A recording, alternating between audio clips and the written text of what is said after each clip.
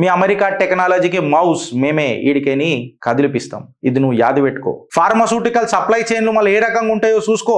60% of the global vaccines ఏవైతే ఉంటాయో అది నా భారత్ సప్లై చేస్తుంది రా ఫాల్తుగా. ఇది తెలుసుకొని మాట్లాడు. శాంక్షన్స్ పెడతారంట, శాంక్షన్స్ నీ సంఖ కింద సగోడి లేపుతుంది భారత్. ఇది యాది పెట్టుకోను. ఇలా పబ్లిక్ గుడ్ విల్ ఏదైతే ఉంది చూడు, పబ్లిక్ గుడ్ విల్ అని అంటే అరే మా తెలంగాణ అంత ఉంటుందిరా మీ దేశ పాపులేషన్. నువ్వు ఏ దేశ కూడా నాకు తెలియదు కానీ మా తెలంగాణ హైదరాబాద్ ఉన్న పాపులేషన్ ఉంటుందిరా మీరు. మా గల్లీలు ఉన్నంత మంది మొత్తం మీ డిస్ట్రిక్ట్లు ఉంటారా నేను అడుగుతున్నా.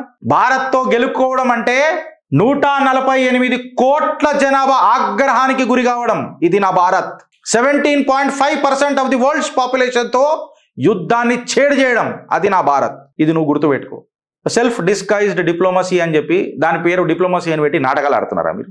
సెక్రటరీ అంట. అసలు నువ్వు ఎవడికి రాబోయే సెక్రటరీ? నాటోకా ట్రంప్కా? నిన్ను అడుగుతున్నాయి అలా రూట్ చెప్పు. కొత్త షీపురు లేక మాట్లాడుతున్నావు. ఇండియా శాంతిని కోరుతుంది, ఇండియా డిప్లొమసీని సపోర్ట్ చేస్తుంది, ఇండియా ఆడ పోయి సాక్రిఫైస్ చేసి రాదు మా కల్చర్ని, మా సౌవరినిటీని. ఇది గుర్తుపెట్టుకో. మాది ఆరోగెన్స్ కాదు, మాది రెస్పాన్సిబిలిటీ. ఇది గుర్తుపెట్టుకో.